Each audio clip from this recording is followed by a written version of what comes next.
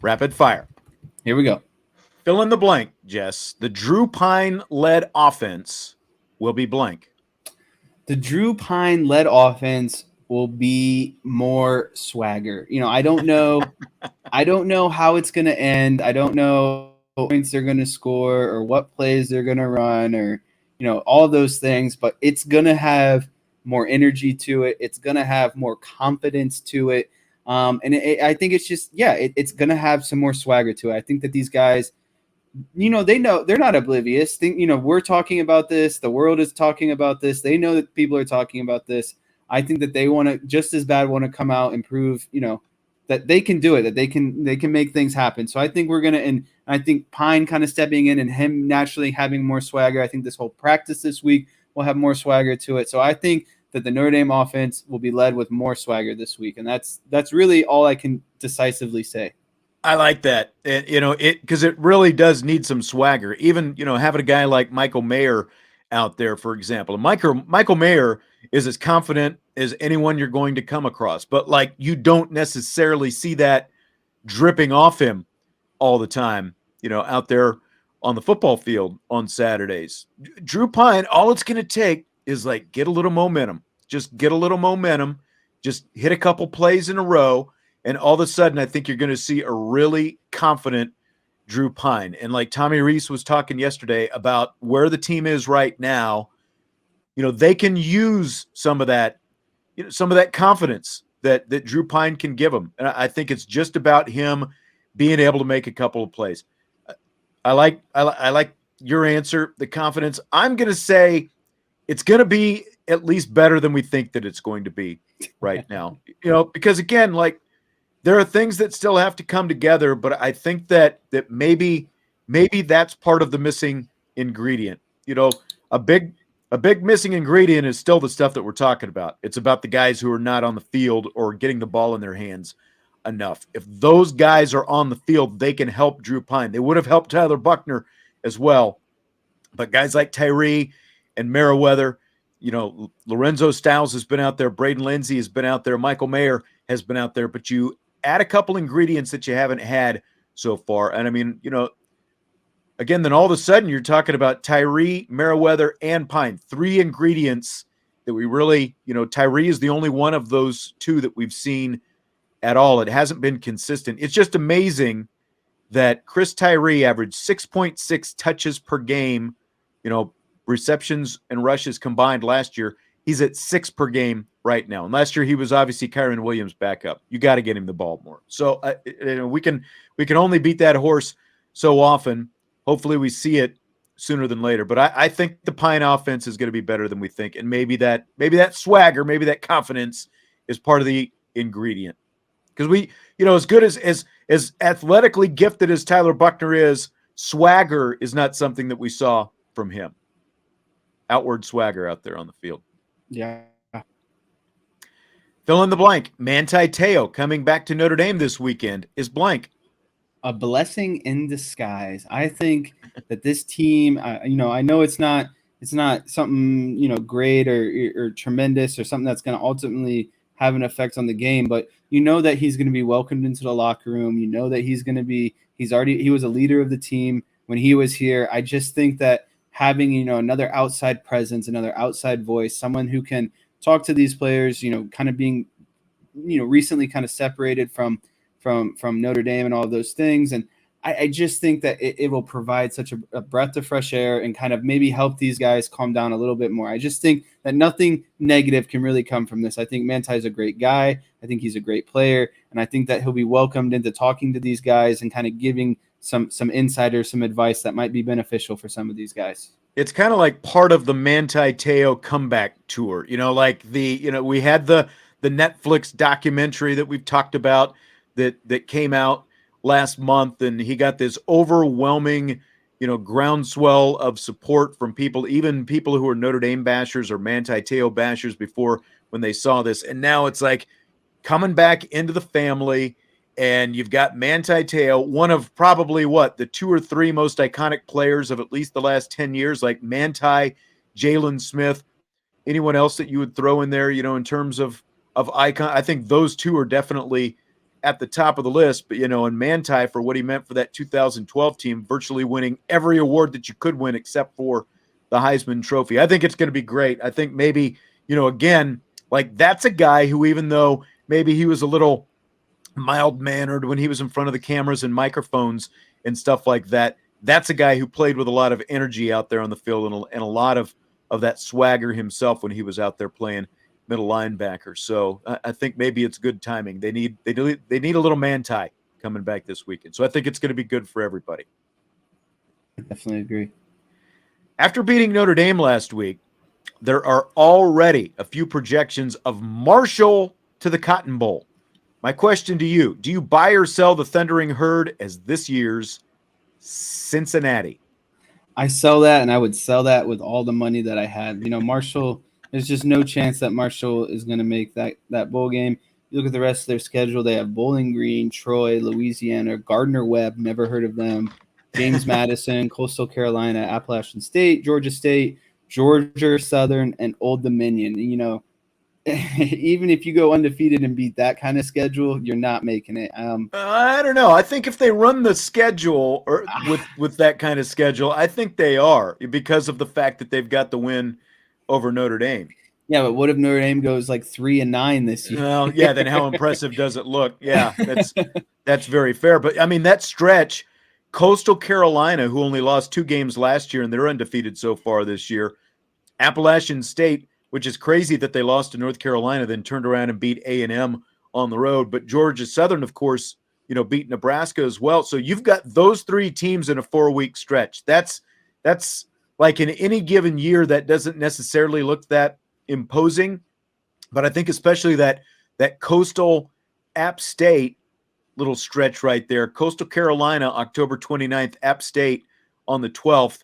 And then, again, I think you got to throw Georgia Southern in there because they did beat a Power 5 team, regardless of how good or bad Nebraska is. That's a stretch that's going to test them. So I think they're going to have a hard time getting through all 3 of those games. So I think I have to sell it as well. They're definitely not a playoff team, but like to your point that you were making, like the anti-Marshall, I think if they run the schedule, I do think that they probably are in a New Year's Six bowl. So we'll see. Right. We'll see.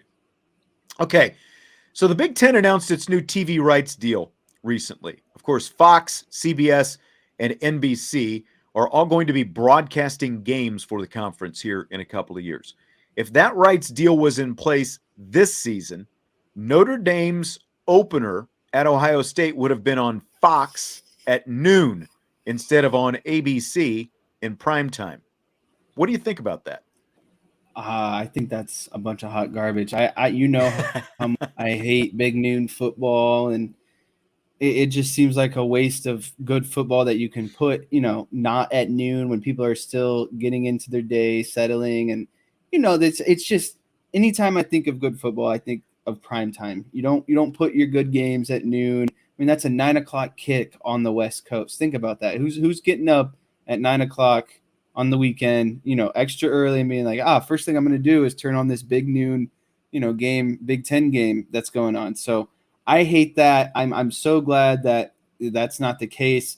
I'm always going to be against. It doesn't even matter. It could be Notre Dame in the national championship. I hate noon kickoff. There's nothing that will ever convince me that noon kickoff is what should be done. But I understand why they do it, because no one else is playing at that time, so they'll get all the viewing and the ratings that in that regard. But I'm just not a fan of it. There's nothing that gets me excited about noon kickoff. It was kind of cool last week, being able to watch a little bit of that Alabama and Texas game before the Notre Dame game started.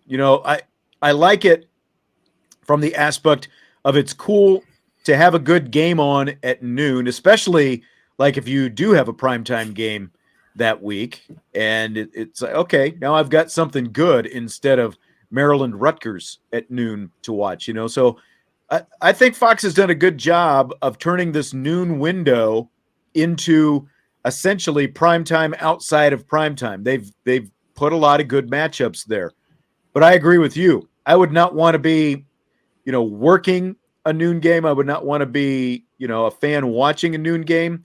I think the 2:30 kickoffs are probably the best we're ever going to get. Like if you don't want prime time, if it's a big game, you probably want prime time. As someone who works and doesn't cherish working until 2-3 in the morning, I can do without it, but it's going to be, we're going to see more of this. Like if Notre Dame schedules more Big Ten teams going forward, we're going to see more of these noon kickoffs when they're on the road to play some of these games. We're going to see a lot more of it because of this TV contract. Now we could also see more primetime games because of the fact that, NBC, again, if they're playing Big Ten teams, because of the fact that NBC is going to have primetime games as well, but they're going to be, like the Purdue type games and stuff like that, rather than the Michigans or Ohio States and those kind of teams. I mean, we just saw last year, Notre Dame, Wisconsin, noon kickoff from Soldier Field, and 11 a.m. Central Time, local time, obviously. So, yeah, Tim B says NFL starts at 1 p.m. What's the difference? Nothing. I hate 1 p.m. NFL starts as well. I don't mind 1 p.m. I would take the 1 o'clock. I would take the 1 o'clock for sure. If you push that back 1 hour, I would take it. Because, I would hate to be, because, that game, Texas-Alabama, was played in Austin. That's an 11 a.m. local time kickoff. So it's even worse for them that they're playing 11 a.m. Yeah, so that's what Stymie was saying. Right now, we deserve 11 a.m. start Maybe it'll wake some people up. Probably right about that. Maybe that would be incentive. If you threatened 11 a.m. start times based on winning or losing to start off the season, maybe there's some incentive to win a few more games. I don't know. Okay, fill in the blank. Speaking of Texas and Alabama, it's blank that Texas head coach Steve Sarkisian said this after his Longhorns lost to the Crimson Tide by a point Saturday. Quote, "In the end, that's the best team in the country, and we feel pretty good about ourselves." End quote. Pretty good. It's hard to say fill in the blank, like one word. It's blank. It's acceptable. Well, it doesn't have to be one word. It's acceptable that Steve Sarkisian said that, and I'm okay with him saying that, honestly, because there too many times we get caught up with winning and losing. Yes, that's the ultimate result. But when you're playing the number one team in the country and you're playing them well, that's a win in my opinion, especially with the state of, Texas. Are they back? Are they not? And things that happen. I know you're shaking your head, but it matters. It matters for the confidence of the players. It matters for the confidence of the fan. It just overall, it helps so many things. I'm not saying I'm going out there and be like, oh yeah, I'd be excited about losing by 1 point, but in this situation and given all the other variables playing into it, I would feel good about a 1 point loss to Alabama. Would I be frustrated knowing that it was 1 point on a last second field goal? Sure. Yeah. But I'm okay with that. And I guess you're not. I realized you coached Little League kids this year, but it just maybe that softened me up. It just feels like Steve Sarkisian wanted to give everyone a juice box and some orange wedges out there after the Longhorns lost that game by a point, a game they had every reason to feel like they should have won. I get it; they've been garbage for so long, so now maybe and I even said going in my predictions last week that if Texas even covered the spread, maybe they could feel like they were back. Maybe that's what he's talking about. But it's like, I don't like it because, again, it feels like, okay, let's hand out last place trophies and that kind of stuff. You do play to win the game. If you really want to feel good about yourself, you need to win the game. Now, like if you play a great game and it comes down to the wire, but you end up losing, someone's got to win, someone's got to lose. I get that, but I don't think that's a comment that I would be making publicly if I'm Steve Sarkisian. Maybe that's something we can maybe that's something we can talk about in the locker room, like, look guys, that's Alabama. We just went toe to toe with Alabama and Ewers got hurt and we still went toe to toe with Alabama and came right down to the wire. We can do this. We can win the Big 12. Those kind of things. But I don't think I'd be Steve Sarkisian and standing at the microphone and saying those things publicly. I can get along with that. Okay. Jets head coach. Speaking of things that people said, Jets head coach Robert Saleh says he's, quote, taking receipts, end quote, of those who are criticizing him and the Jets right now. Do you think he'll be around long enough to cash in on those receipts, Jess? This is year 2 for Saleh. Saleh. Every coach is taking receipts, especially when you're down bad and things aren't going well. It's just natural, you want to get back at all the naysayers. I do think he'll cash in on those receipts. Actually, I think he's a good coach. I think that the Jets are kind of on that tipping point here soon. They're putting together a lot of good talent with their drafting. They have a relatively solid defense. They're just missing that crucial point. And when you draft a quarterback and you get and he's not playing, that's also not good. I think that they're just a couple players away, and I think that him being the head coach, he can lead a team of good discipline and good fundamentals, unlike Mike McCarthy with the Dallas Cowboys.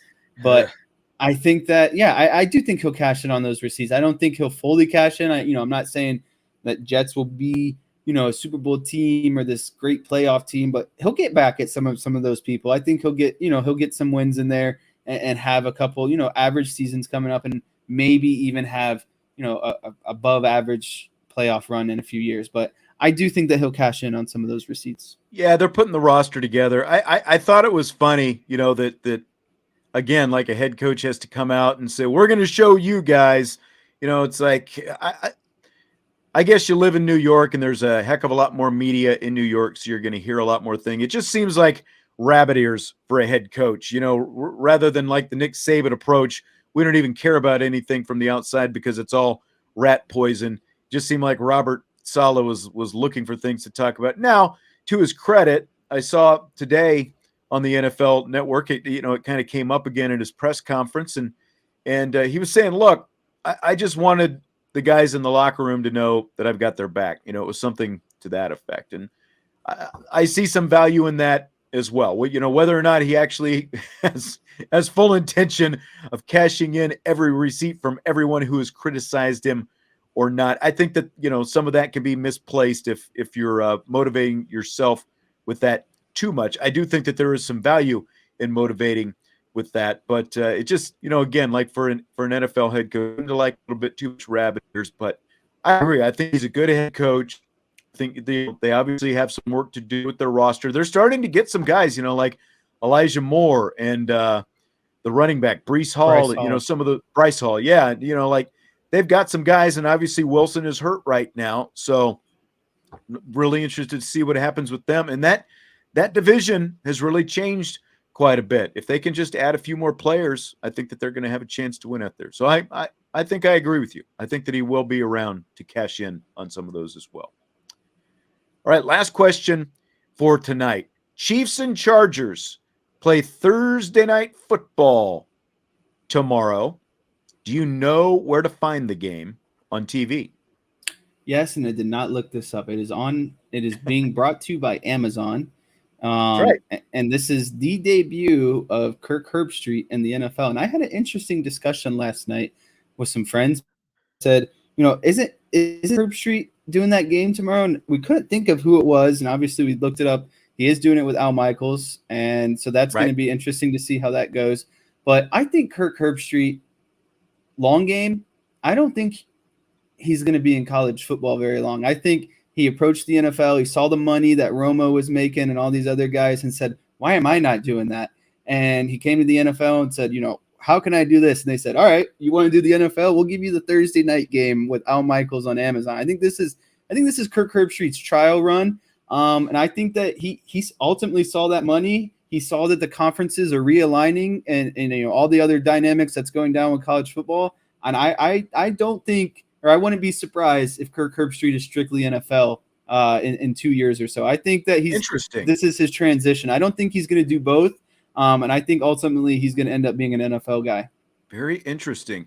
Yeah, I know that's not the question, but no, it's just an interesting kind of segue. And the reason I threw this out there, since it's Wednesday and the live show obviously is running on Wednesday, but the audio podcast will be posted Thursday morning. So I figured, well, kind of a little PSA. Let's make sure people know where they can find the game, because I know there are a lot of people who aren't really sure, or hadn't even given any consideration to where you can find it. Unless you live in the local markets, Amazon is the only place you can find the NFL on Thursday nights this year, and that should be a good game, Chiefs and Chargers. But that's interesting. That's an interesting theory you've got on Herbstreit there. I'm wondering if he really did make that move and go full time to the NFL, where does ESPN go with that? With their main college football, because he is the number one booth right now with Chris Fowler. So I wonder where they would go, because I don't think that there is necessarily an internal candidate right now who makes a lot of sense, because he also does game day, and so that he does a lot for them. So I wonder where it's not going to be Desmond Howard. I don't think that he's good enough. Well, let me put it like this: he has worked a lot on game day, and I'm not saying that he does these things because he loves football, and overall that's what he likes to do. But if I'm Kirk Herbstreit and I don't have to work nearly as extensive of a schedule, and I can do maybe one game a week in the NFL and get paid more, I mean, I just think that it's naturally kind of what he's thinking about.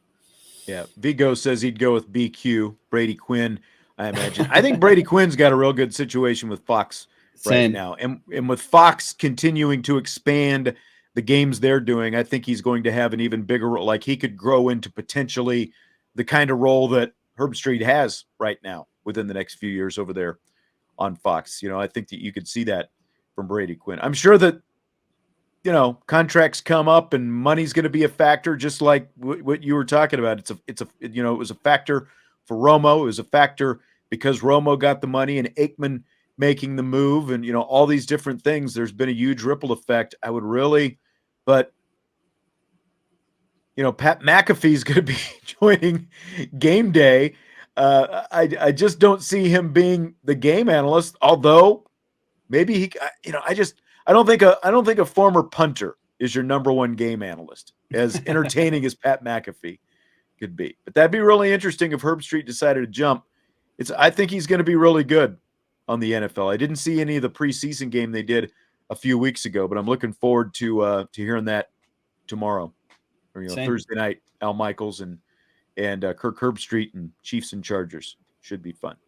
Tommy Guns, yes, Brady does currently call games, but he is not like the number one booth like Kirk Herbstreit is right now. It's pretty much Joel Klatt, right? Over there on Fox is the number one guy right now. Brady is calling games, but I'm talking about number one booth. And Mike says Pat is awesome. I like Pat McAfee as well, and I think that with all of those things that happened early in the season with Corso, and we talked about it a couple of weeks ago, I think that this McAfee thing is that's going to be the transition once Lee Corso finally does retire from doing it. So, yep. Oh, yeah. McAfee is going to be hyped up to put on that mascot helmet every week, going crazy, getting the fans. That's like the perfect role for him is the Lee Corso replacement. Yep. Jess, enjoyed it as always. Guys, we appreciate all of your questions tonight on this mailbag show. We're going to be back tomorrow, and Jess is going to bring his analyst hat. And we're going to have a different kind of. That's I'm right. excited for tomorrow. We can do a little preview of what Cal's going to be doing. That's right. Different conversation tomorrow with this Notre Dame Cal matchup coming up Saturday. So we will jump into that tomorrow. Thanks again for all the questions tonight. Don't forget, hit that like button, subscribe, rate, review, comment, all that good stuff. We do appreciate it. It helps out Irish Breakdown. It's going to do it for tonight. We will talk to you tomorrow on IB Nation Sports Talk.